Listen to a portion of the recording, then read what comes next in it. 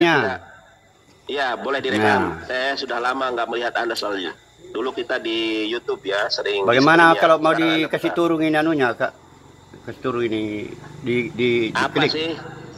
Oh, biar kelihatan begini, Kak.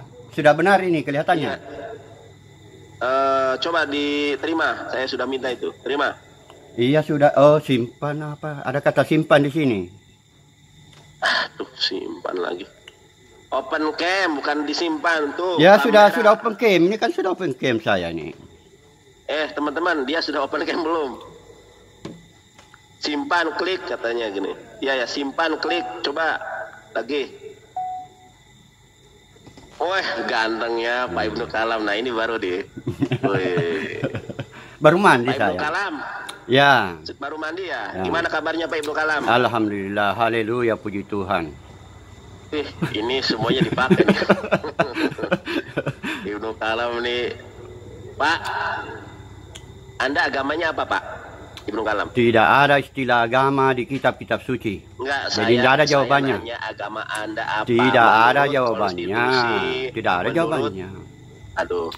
Makanya jangan tanya saya apa agamamu Pak Ibnu Kalam. Jangan tanya saya itu karena tidak ada saya temukan dikit. Ya, oke. Maklum kalau sudah tua ini akan kembali seperti anak-anak ya. Memang kalau sudah tua ini Pak Ibnu Kalam usia berapa Pak Ibnu Kalam? Saya kelahiran 1960. Dihitung itu berapa? Pak Ibnu Kalam jangan sambil merokok ya, nanti kena peringatan. Oke. Ya, kalau di TikTok bukan seperti di YouTube. Kalau di YouTube mau merokok, mau ngapain nggak masalah. Oke. Memang saya teringat dengan nggak tahu pepatah atau apa ini ya. Jadi orang kalau sudah berarti Pak Ibnu Kalam sudah 80 tahun ya, kalau kelahiran 60 ya. Enggak, baru berapa? Baru 60, sekitar 60-an. Iya, 60 katanya lahirnya 1960 kan? Ya. Ada Ji itu. Ada anakku, ada tamuku dulu teman. Ada Ji itu. Oke, lanjut. Oh, sudah. Saya tadi mendengar begini, Pak Nandar mengatakan aku dan Bapak adalah satu. Nah, itu kalau penjelasan dari Pak Nandar itu belum lengkap. Yang lengkap itu aku dan Bapak adalah satu, itu satu di dalam nama, satu di dalam kehendak, satu dalam kuasa. Itu yang benar. Salah Pak, itu makna alegoris Pak. Iya, makna alegoris. Tujuan. Ini saya tunjukkan datanya.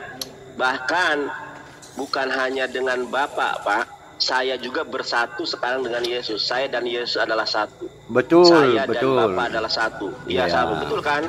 Ketika saya bersatu dengan Yesus. Kayak saya kritik itu begini pada waktu orang Kristen itu mengatakan aku dan Bapak adalah satu, dia mengatakan tubuhnya satu begini. Itu kan bermasalah. Kalau begitu, bermasalah Itu namanya sabelianisme kalau begini. Oh, benar. Ternyata Pak Ibnu Kalam kalau di dalam Yohanes 10 nomor 30 itu bukan bersatu badan. Bukan. Jadi kalau sabelian itu begini, sabelian. Ini juga Bapa, ini juga Sang Anak, ini juga Roh Kudus. Itu sabelian itu semua, sabelian yang begitu. Ya, kalau Trinitaria memang dibedakan tiga ini, bisa dibedakan. Iya. Jadi ingin saya sampaikan sebuah ayat bahwa Yohanes 10 nomor 30 itu bukan bersatu satu tubuh, bukan. Tetapi satu tujuan. Kalau satu tubuh sabelian. Iya, Kristen itu memang banyak alirannya nih. Banyak. Pada waktu itulah kamu akan tahu bahwa aku di dalam Bapakku dan kamu di dalam aku dan aku di dalam kamu. Ternyata Yesus itu di dalam saya dan saya ada di dalam Bapa. Ya, jadi kalau Kristen kan firman di situ. Kalau menurut saya firmannya, perkataannya kan firman-Mu Bapa yang telah Engkau berikan kepada aku telah Kusampaikan kepada mereka. Jadi apa yang ada di dalam tubuhnya Tuhan Yesus itu firman-Nya Bapa yang punya firman. Oke. Makanya aku adalah Alfa Omega, itu firman-Nya kan Bapak yang punya firman itu. Oke. Aku dan Bapak. Sekarang Pak Ibnu Kalam percaya enggak kalau saya dan Yesus dan Bapak adalah satu?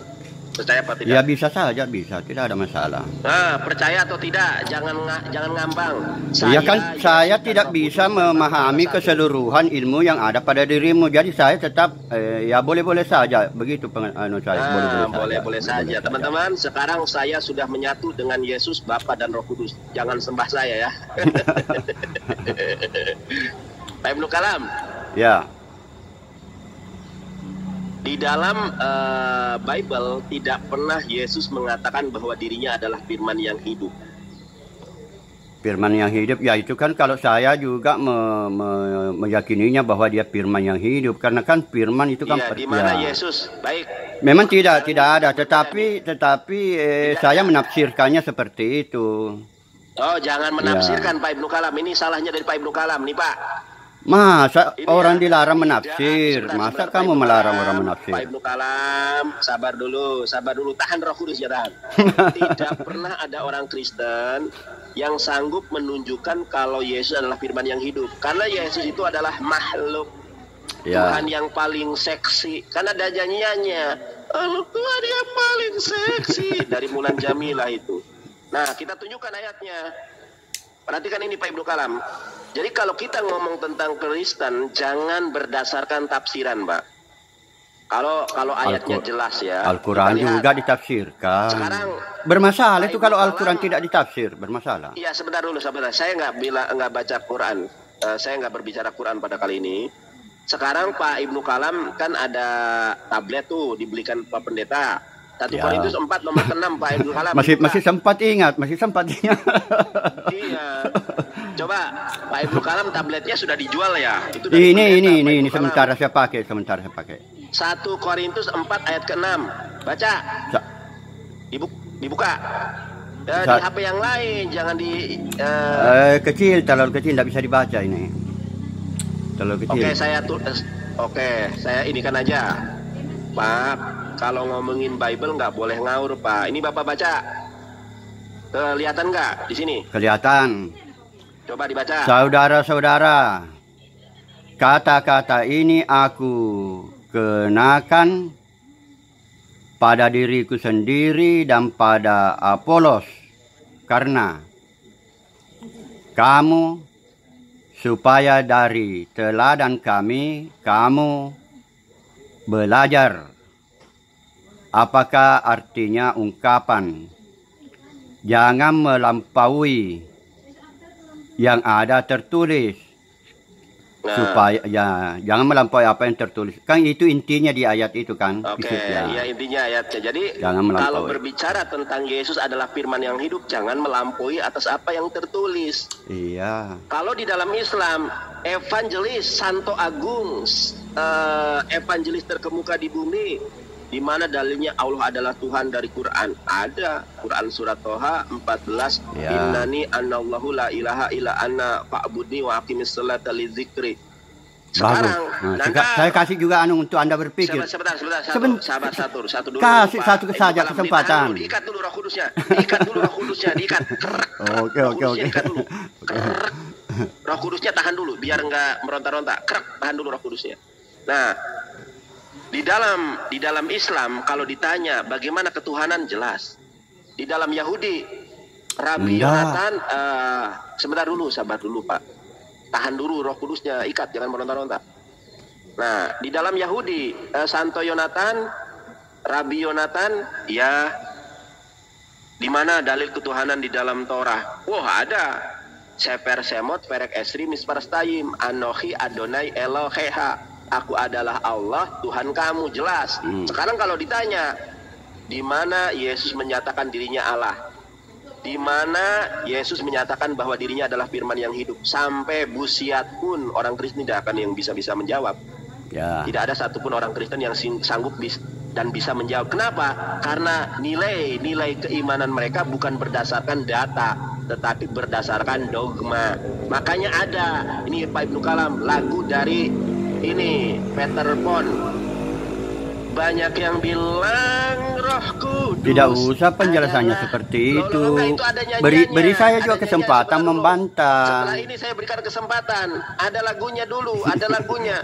Banyak yang bilang Roh Kudus adalah Allah, padahal dia adalah ciptaan. Banyak Ya. yang bilang aku evangelis ganteng. Itu bohong, itu palsu. Kan ada lagunya, silakan Pak Ibnu Kalam tanggapi. Ya, Roh Kudus tidak diciptakan kalau berdasarkan Athanasius, ya. Karena kalau itu kan bersama antara Roh Kudus, Anak itu tidak diciptakan. Tapi kalau Unitarian diciptakan, kan Tuhan diciptakan dengan Roh Kudus diciptakan. Jadi ada pemahaman yang seperti itu di dalam. Tanya apa, jawab apa? Pakai data, pakai.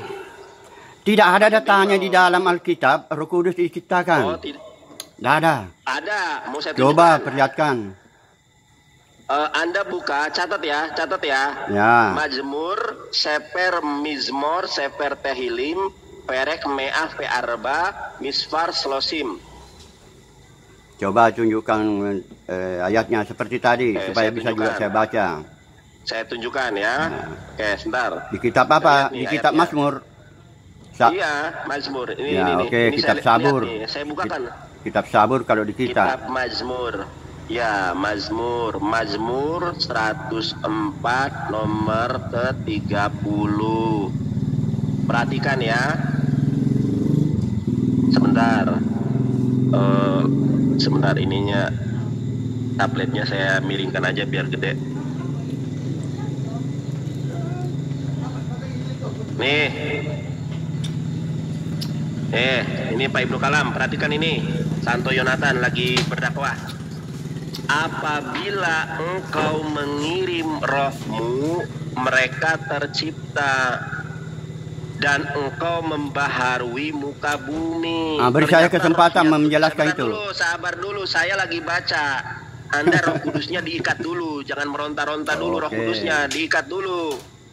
Di dalam bahasa Ibraninya, wah ini Ibraninya ada nikutnya nih. Saya ganti Ibrani yang nggak ada nikutnya. Ya, biar Pak Kalam Ya. tidak bisa baca.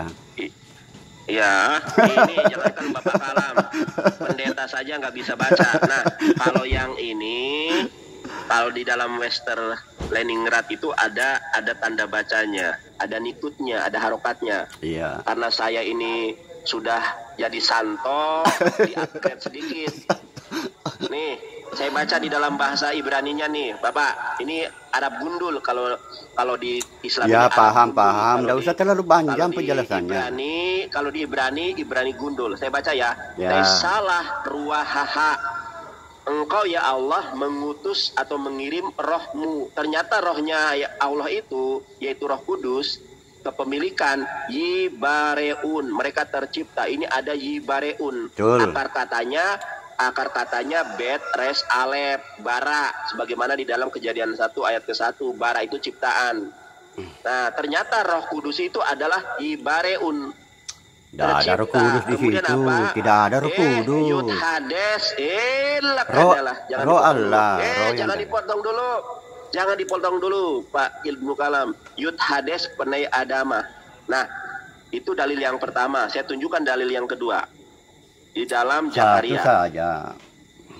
Dua. Bapak ini kok dikasih bonus kok malah nggak mau. Ya, karena saya tidak percaya penjelasanmu kan. Aduh, nggak percaya. Tidak Gimana ada sih, Roh Pak? Kudus tertulis Kudus di situ. Ini Pak, jelas Pak di sini Pak. Coba Bapak perhatikan nih. Mesa debar Adonai al Yisrael nium Adonai noteh shamayim peyoset aret peyoset ruah Adam bekirbo. Coba perhatikan ini. Ucapan ilahi, firman Tuhan tentang Israel. Demikianlah firman Tuhan yang membentangkan langit dan yang meletakkan dasar bumi dan yang menciptakan apa Pak? Roh dalam diri manusia. Sekarang saya tanya, jangan garuk-garuk dulu Pak, jangan garuk-garuk dulu, jangan garuk-garuk dulu. Ya. Memang saya ahli Bible. Sekarang saya tanya, roh yang ada di dalam diri Yesus, rohnya apa itu? Ciptaan atau roh pencipta? Bagus. Beri kesempatan. Saya jawab Ya, dalam silakan. waktu setengah menit saja. Roh, Silakan. kalau ditulis dengan mulai huruf kecil, itu semacam malaikat. Kalau roh ditulis diawali huruf R besar, roh dari Allah. Itu kita harus masuk di dalam Ousia atau zat kalau di dalam bahasa Arab. Saya sudah mau keluar saya. Jangan kabur, giliran sudah kalah kabur. Sekarang Ya kan, saya tanya, Pak bukan Iqbal. kalah, saya tidak mengaku kalah. Kamu keliru memahami R besar dengan R kecil. Oke, sekarang saya Nah, tanya. R besar Dalam kau tidak bahasa baca kita bedakan dengan R kecil. dulu. Sekarang saya tanya, R besar dan R kecil ini Ya. berdasarkan apa? Nah, kalau R besar itu diterjemahkan R besar, kalau yang ahli bahasa Ibrani, R besar itu roh berasal dari Allah. Kalau R kecil, menurut tata bahasa Ibrani, itu diciptakan malaikat. Oke, sabar. Sekarang saya tanya sama Pak Ibnu Kalam. Apakah di dalam kaidah bahasa Ibrani, malah begini nih, nggak tahu adab nih. Udah kaki nggak tahu adab. Sudah. Nanti kita sambung-sambung lagi. Soalnya saya habis mandi nih. Sebentar. Saya keluar bukan karena kalah, tapi saya habis mandi. Wassalamualaikum warahmatullahi wabarakatuh. Hare Rama, Hare Krishna. Aduh, agamanya. Ya kan saya pelajari tentang Tuhan semua, Nandar. Dan saya menghargai kitab-kitab sucinya orang. Saya membaca kitab-kitab suci, bukan mencari kesalahan-kesalahannya orang. Satu saja, Pak. Satu saja nih pertanyaan saya. Nanti setelah ini Bapak turun nggak apa-apa. Yang kabur, Pak. Sudah mandi mau ngapain lagi? Pertanyaan saya, satu saja. Ya. Adakah di dalam gramatikal Ibrani membedakan huruf R kecil dan R besar? Gini aja, apakah di dalam huruf Ibrani ada kapitalisasi? Silakan. Saya jawab berdasarkan pemahamannya Imam Al-Ghazali. Mencari kebenaran berdasarkan tata. Imam Ghazali. Kan Imam Al-Ghazali itu pernah meneliti yang begitu. Imam Al-Ghazali itu ulama besar. Mencari kebenaran berdasarkan tata bahasa itu tidak memuaskan. Kau lawan Imam Al-Ghazali dulu. Enggak, justru kan pernyataan Anda tadi itu R-nya kecil apa R-nya besar. Makanya tanyalah kepada yang mengerti bahasa Ibrani. Saya bukan ahli tata bahasa. Enggak ada, Pak. Tetapi yang seperti itu sudah dibahas oleh Imam Al-Ghazali, ulama Islam sendiri. Mencari kebenaran berdasarkan tata bahasa itu kurang memuaskan. Pak, tidak memuaskan. Di dalam bahasa Ibrani itu nggak mengenal huruf kecil dan huruf besar. Ya. Nah, di sini kan terjemahannya yang bahasa Latin, bahasa Ibrani itu diterjemahkan ke dalam bahasa Latin, digunakan R besar dengan R kecil untuk memahami pemahaman yang ada di dalam bahasa Ibrani itu. Begitu maksudnya. Dalam bahasa Ibrani itu nggak ada R kecil dan R besar. Betul. Seperti juga huruf Arab, nggak ada huruf besar, huruf kecil, nggak ada. Iya. Dasarnya kalau Ibrani ada R besar. Terjemahannya untuk membedakan, untuk supaya umat paham, Yang membuat roh itu ada R kecil dan R besar siapa? Bagaimana pertanyaannya? Siapa yang membuat? Sang pencipta, Halik, sang pencipta.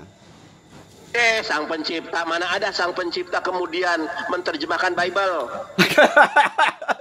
Yang menerjemahkan Bible itu orang, Nandar. Sudah, kau semakin kacau kau, Nandar. Makin kacau kau, Nandar. Ya, kacau aja. Kita sama-sama kacau saja begini. Begini kita sama-sama kacau, Nandar. Jangan kabur.